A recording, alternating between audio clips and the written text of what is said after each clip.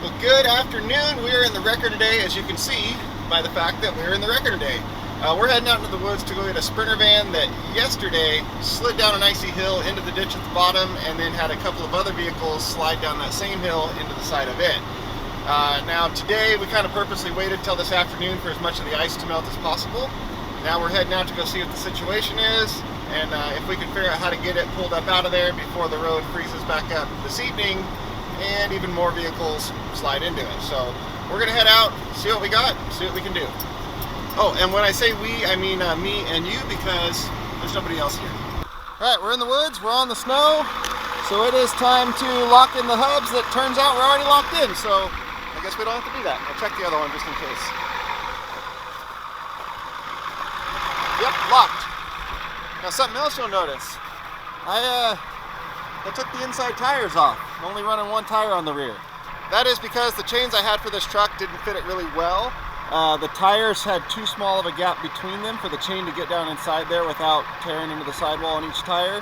And it also clipped on the leaf springs in there, so that was a problem. I couldn't really get around. I was thinking about it and thinking about it. I thought, why not just take the inside tire off, just run a single chain on the outside. So that's what I did. Now I know that seems like a bad idea, but you got to remember the two things that I'm not doing with this truck. Number one, towing. I know it doesn't make sense because it's a tow truck, but I'm using it as a recovery truck for stuff exactly like what we're doing today. So I don't need the big weight capacity of dual rear wheels. The single wheels have all the weight capacity I need because I'm not towing another vehicle behind me. So we're good there. I think I see the van. Hold on, we're gonna go take a look at this, and then I'll explain the rest of this. Yesterday I came in here and it was all packed powder when I was first coming in. Went out for a little time on the river and was driving out of here. By then, of course, so many vehicles had driven over it. It had gotten right to that transition temperature. Talk about a series of bad choices made. I made a few bad choices. One, I didn't have chains. I got a two-wheel drive vehicle, no chains. Thought, well, if I get enough speed, I can run up out of here. The first time I did it, I actually made it about that far. Started sliding backwards, spun the vehicle around 180, drove back down. Should have been a warning sign, hey, you know, it's easy to lose control on this hill. No, I went back and tried it again. No, you just got to go faster. I went all the way back, turned around, got a lot more speed. I made it almost to where your truck was, not quite, about to the top of that grade where it's all shady and turning to ice. And I think the mistake I made is my traction control has a manual override. I turned it off and then it kicked back in. Like manually hit it while I was driving. I just couldn't drive and do it.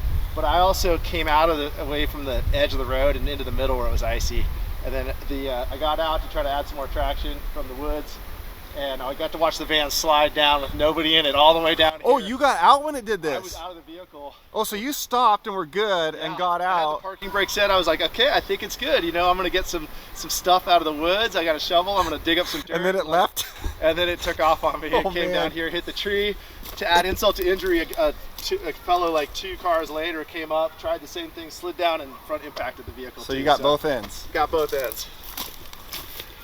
Yeah. Yeah, I think we're shopping for a new set of van doors on Craigslist, or a salvage set of van doors on Craigslist. Double it paint match, doesn't matter. You know why I bet it slid down?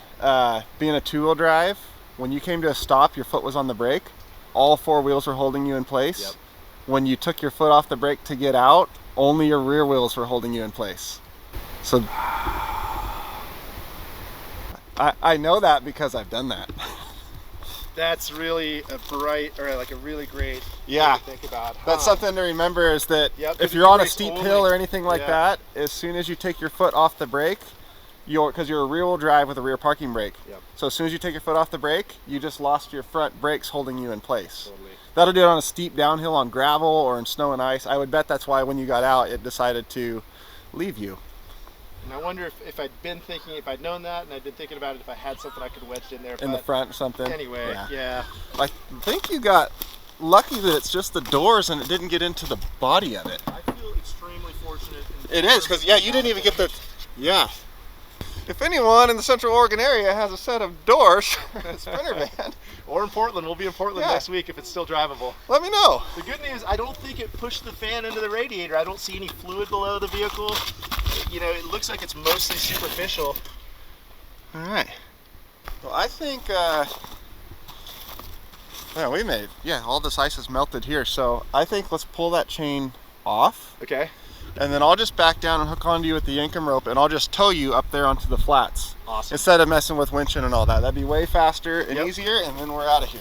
Sweet. Thank you, Casey. No problem. The other one just spun right off. I think if I'd strapped it on, it would have potentially.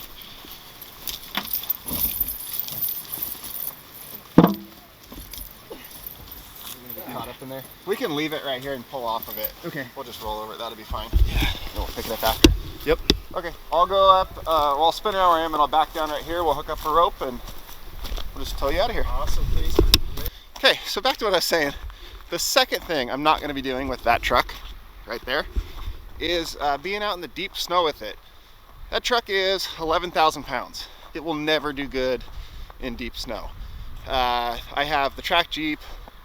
I have my other Dodge on 37s. I got deep snow covered.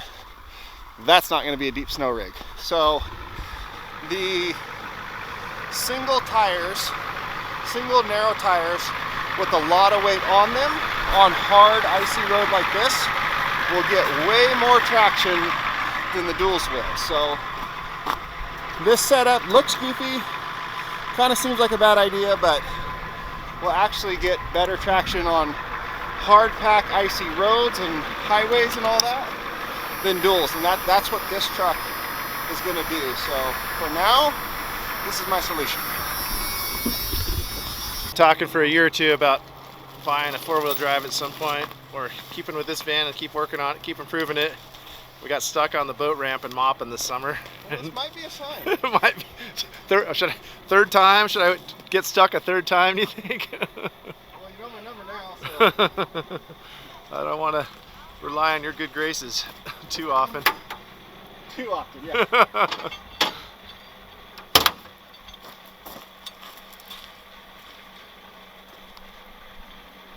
We're going to hook up high on the boom, not on the extended part, on the main part of the boom. We're hooking up high, that way what you're pulling and me is pulling down on my back end as well as we're going up the ice, which will help with my traction.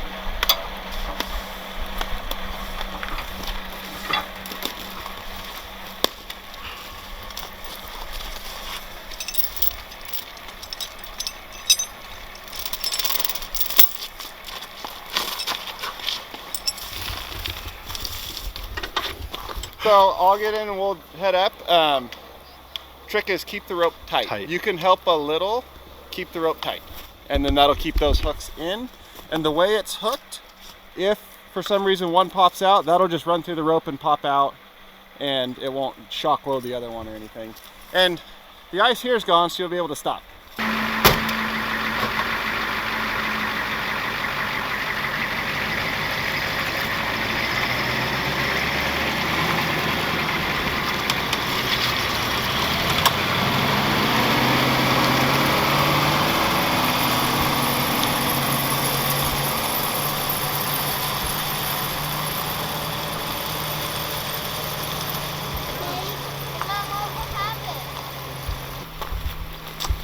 Let's follow the tow truck. Yeah. I love the grass and white. Thank you so much. Thank you for being camera person. Of course, of course. Careful, it's slick. It is, isn't Well, it? I mean, you know that already. Not as bad as it was. Not to rub that in at all. Casey, I don't know if you'll accept it or not, but I really Oh, would like well, to. thank you. Thank you. Yeah, that came out of there nice and easy. Cascade Heavy Mountain Recovery. Nice. Cascade, heavy, whatever shenanigans you want to get into today. Yanking ropes makes it easy again. So check this out. I'm up there putting the rope away. I turn around, I'm like, where did Jason go?